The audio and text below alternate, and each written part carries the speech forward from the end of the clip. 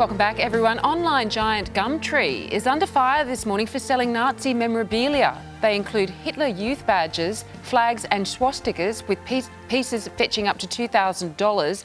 Members of the Jewish community are outraged and demanding the items be removed from the site. Well, let's bring in commentator Shelly Horton and Nine's Brett McLeod to discuss this. Shelley, these items are banned by the parent company eBay. So they probably should be removed? Of course they should be. I mean, there's no real excuse for this. Facebook, you can't even show a nipple, and this is way more offensive than a nipple. So I just think that this is actually outrageous, and of course it should be banned, and how dare they put it up? So, Brett, Gumtree says it relies on users to report offensive material. So how do you feel about it? Report away. I mean, this stuff shouldn't be up for sale anywhere. I mean, it's not only offensive, it's illegal in a lot of countries like Germany to sell this for good reason. Right. I can understand people whose dad or granddad went to Europe in World War II and brought home a memento and they've kept that in a drawer. That's one thing. But actually buying this incredibly offensive material is just wrong and it should be illegal. I mean, if anything, it should just be in a museum. Yeah, that's fine. It should be taken and put in a museum, and whether that's displayed or not is up to I'm just not sure why you'd want to have it. Why you'd want to pay money for it and have it on display? I'm not sure what that's about. But the problem is there's a lot of counterculture movements going on as well. These are symbols for a lot of things, including some kids are forming a band that might want to do it. You know what I mean? Yeah, that's it. But I'd rather that they put a fake symbol up than an actual symbol. Yeah. You know, like I can understand for costuming and stuff for a band, but if it's actually someone who really wants it because it is authentic, I kind of feel a bit I don't really know any with band that does. I just flew back to 1978 Brixton and it just was like doing punk music for a second there. But let's move on, because the Queen is making headlines for visiting an exclusive gentleman's club. Get your mind out of the gutter. It's not that sort of a club. It's the second time Her Majesty has bought dancer dollars, has been invited to the venue, making her the only woman to ever be allowed entry into the male-only club. Shelley, Prince Philip accompanied the Queen, but gentlemen's clubs, for real, they still... Oh, look at your face. Oh, God. I'm sorry, is it 1962? I actually find this foul. I mean, why do they need them if it's not for dancer dollars or whatever? It doesn't make sense to me. It doesn't make sense that they would exclude women.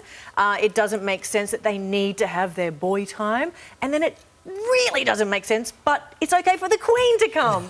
That's just weird.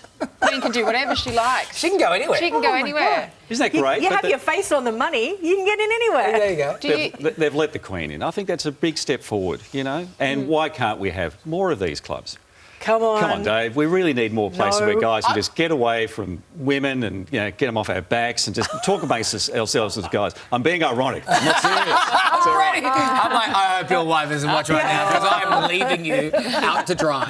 I don't particularly have an issue with it. It doesn't really... No, it doesn't really bother me. She's not going to go anyway. I wouldn't be interested, not the slightest bit interested in going. So, I mean, but I'm happy to go and hang out with the girls and do girl things, you know, so it doesn't really bother me. But you don't do that in a club where men are banned. No. That's the difference. True. You need to have a couple of gays there if you're going to hang out with the girls. Well, that's the girls anyway. I mean, you want to sort of keep it open and gentrify. Yeah. All right. Finally, couples are losing that loving feeling when it comes to money. Research has found the number of people with joint bank accounts has fallen by 7% in the past 3 years. So, Shelley, financial independence is apparently the main reason that partners are keeping things separate.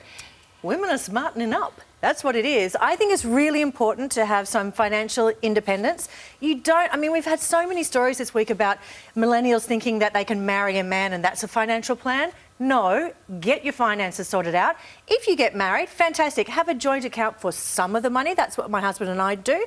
And then have your own private account so that you still are your own person. I don't like the idea of everything together and just you never know what's going to happen. But then that says to me that there are secrets and there are things that you don't want your partner to know about. It's like I like buying shoes, he likes buying camera lenses, and we do that separately. I don't want to ever tell him how much my shoes cost. They're expensive. But aren't you going to do that? Brett, I don't understand this because, look, I understand if... and let's take some sort of situation out of this, like situations of domestic violence where it's very smart if someone needs to have a separate account as sort of an outdoor policy. But let's just talk about relationships per se that are just on the level. You know, you're going to find out how much the shoes cost. Like, OK, once a year I say to my wife, twice a year, don't check the accounts at Christmas and your birthday because I'm going to use the credit card. That's fair enough. But she's going to find out eventually because I don't do the books. I think Personally, I do believe, in terms of just financial planning, being a couple, being an entity working together out in the world, it does make sense to have a joint account because you've got to know what's coming in and what's coming out. And if you want to say, look, anything under X $100, you don't have to explain. That's entirely for you to spend. But above that, we need to just talk about it at least. I don't have a problem with a joint account. Yeah, I think you kind of need to these days. You've got to plan. Yeah.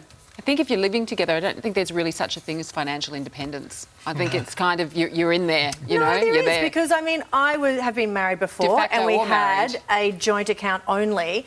And then when I left, I didn't want to use any of that money for the hotel or anything when I left him. And I felt incredibly awkward. And then I had to set up my own bank account and we had to split the debt mainly. But, you know, Yeah, get it. It is that's, I think, what a lot of financial people independence when you have your own account and your own cards. But Let us know- ideally, you're not going into a relationship with the end in mind. Yeah, if you know what I mean. let us know what you think at home about this account situation, and maybe you don't have to let us know, but you know, go onto Facebook and Twitter and tell us what you're doing. Give us your account number. And also put in your details and your PIN number. That'd be amazing. Shelley and Brett, thanks so much. Thanks, Still to guys. come, Brisbane's decluttering queen is here with a simple.